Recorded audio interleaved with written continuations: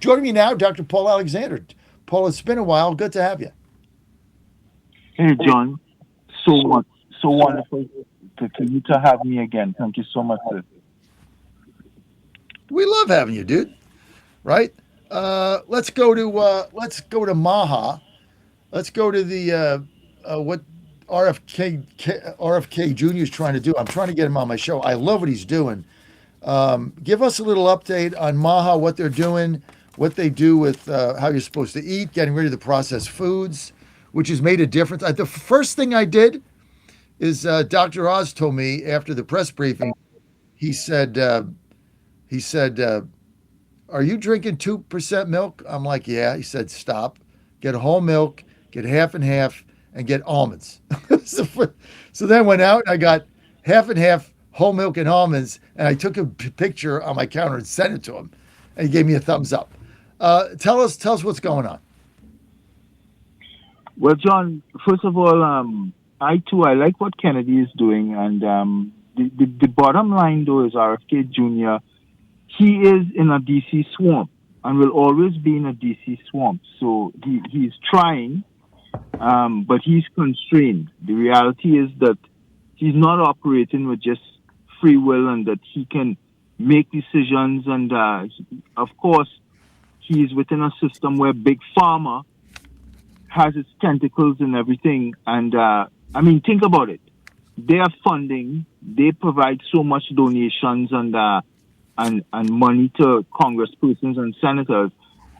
So Kennedy is actually working against Pharma, who is working against him. But he has good intentions, which basically is to improve the health and well-being of Americans.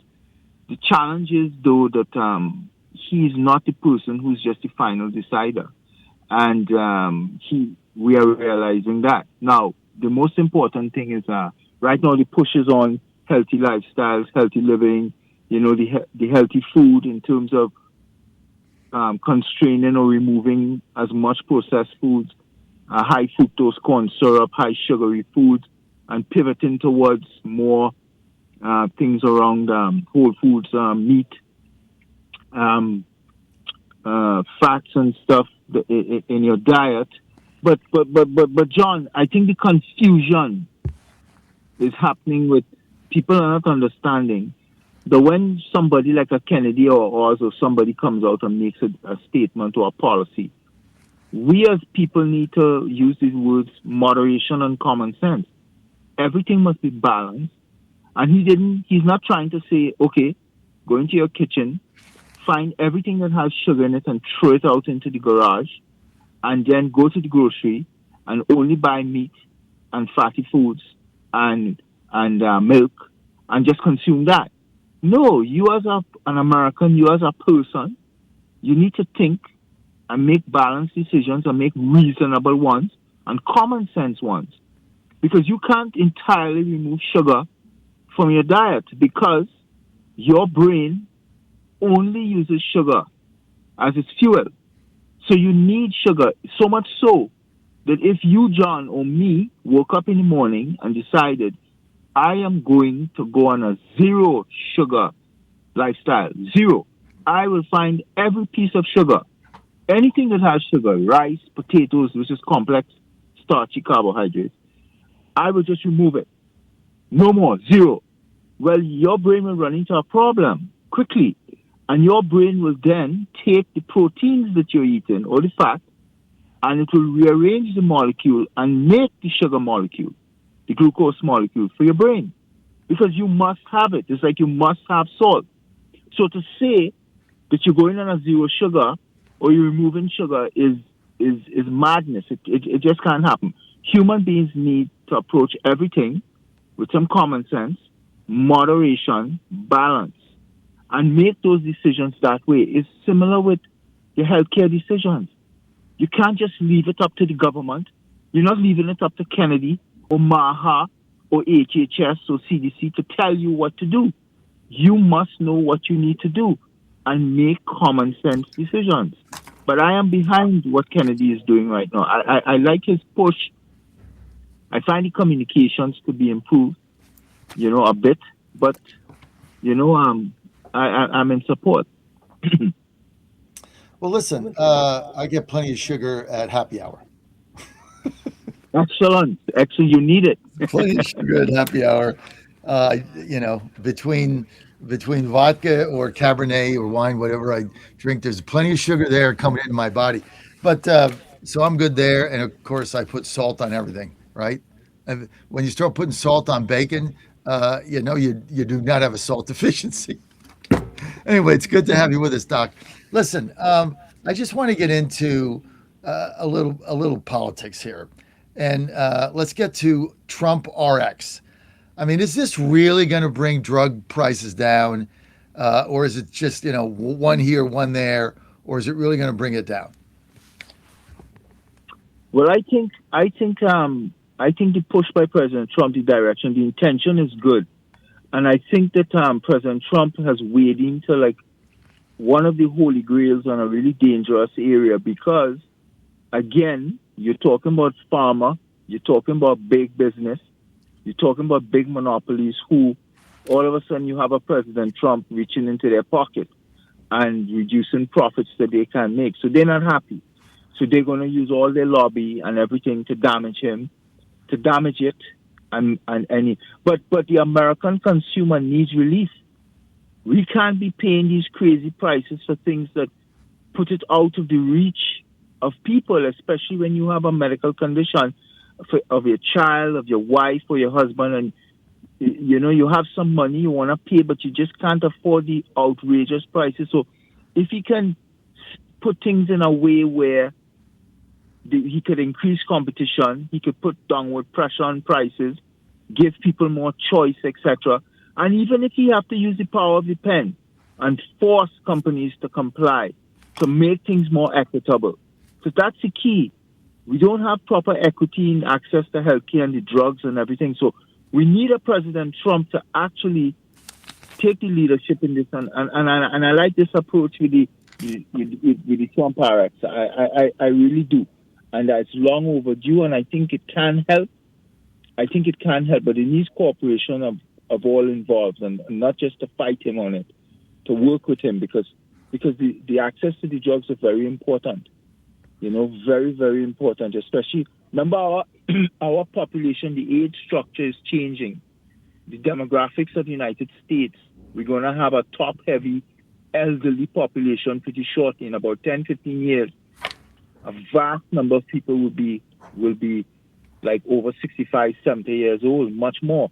So we have an aging population, and we would need proper medication at affordable prices for especially those on Medicaid, Medicare, who can't afford exorbitant costs. So I applaud President Trump in this move. Well, I tell you what, I love the fact that we're moving away from treatment to preventative medicine, to preventative Yes. things to help. And I'll take I had a guest on a couple weeks ago that really nailed this for me and got me thinking about it. And he had kidney failure, and so for years he's been on a kidney dialysis machine, right? But he said that in reality, when he looks back at it, there were things that the our medical field could have done rather than simply treat the kidney disease with the kidney dialysis machine, is do the preventative things ahead of time that would have led to a better kidney, so we didn't have to have the dialysis machine. So it's like, again, we do everything on the back end, and of course that benefits. And then you get to thinking, of course, if all we're doing is focusing on the treatment of the symptom, then everybody's making money, right? I mean, everybody's getting money from the government for dialysis machine, and the doctors. They all make money off treating the symptom, but nobody makes money off preventing it. Does that make sense? Absolutely, John, and you have hit the nail on the head. And but then you become the enemy because they are all into. They don't care about the American consumer or the American household. They just want to make money. These people, money, and then the people look at people in a white coat, look at a scientist, look at a doctor, or look at even governments and say, well, all these people want to do good by me. Yet they really don't want to do good by you. Government people want to become elected. They want to campaign. They want to stay in power, always in a campaign mode. They're not really interested in the health. I'll be honest. No one is interested in your health and well-being more than you, the person. Everybody has an interest. And I'll just say one thing because you touched on the topic. The biggest health challenge for the United States of America, Canada, UK, France, it's all first world nations. And now we are seeing third world developing nations is a condition that we call metabolic disease. Metabolic disease is the one condition that cuts through our society and provides the most costs in healthcare. And what it is, John, and it's so great that you have taken steps you're reducing your weight and everything because you're getting so much healthier. Metabolic disease is a combination of 4 conditions, and it weaves a thread into cancer, diabetes, heart disease, stroke, etc. These 4 conditions are 1, elevated blood pressure, 2, elevated cholesterol, 3, elevated sugar, and 4, a waist circumference in a man beyond 42 inches and a waist circumference in a woman beyond 38 inches. Those 4 conditions again, elevated sugar, elevated cholesterol, elevated blood pressure, and elevated waist circumference. Those 4, when a doctor sees a patient and you have those 4, you are suffering metabolic disease. You need to get those 4 down, at least 1 or 2 of them, because you can't stay in the metabolic disease situation because you are going to develop cardiovascular disease. You are going to develop renal conditions and possibly renal failure. So you mentioned dialysis. That's because the person's experiencing renal failure because there were situations that young person probably was diabetic and the diabetes, the sugar damaged the kidney because it's such a unique, your kidney is called a kidney because it's the size of a real kidney bean. That red kidney bean is the size of your kidney. And people don't understand that organ is so small, yet it filters your blood 24/7. All your blood volume, that little organ. And God gave us 2. 1 is redundant. You really only need 1. So it's a fascinating situation.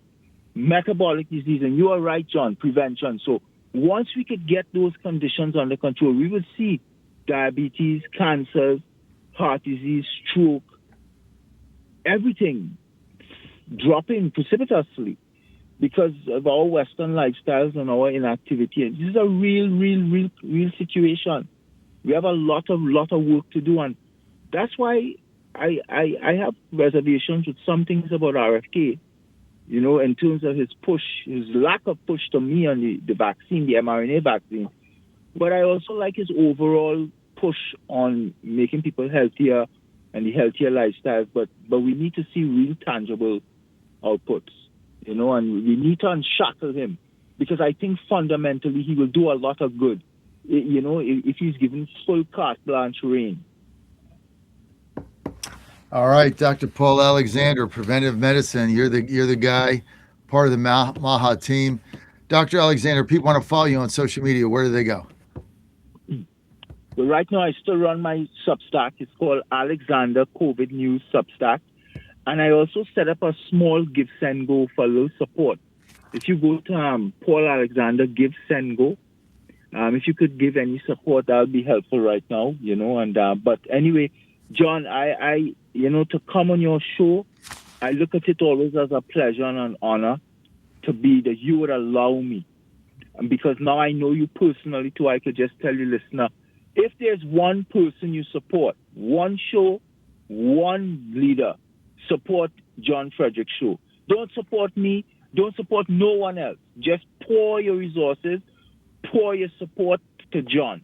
And John will get us there because, John, you really are true soldier, especially for President Trump and to make America great. You actually want America to succeed. That's the key. You love your country and you want America to win. That's what I like about you. Paul, thank you. That's very, very, very kind of you, and very gracious, and I really appreciate it because it gets lonely out there, you know. But I do appreciate those kind words, and it's always an honor, sir, to have you on and be part of your Substack crew. Paul Alexander, thank you for being with us. Safer supervision coming up Thank you next. very much. One of the most important things I'm working on. Paul, thank you. That was very, very nice. You're on the John Fredericks Media Network. Stay with us.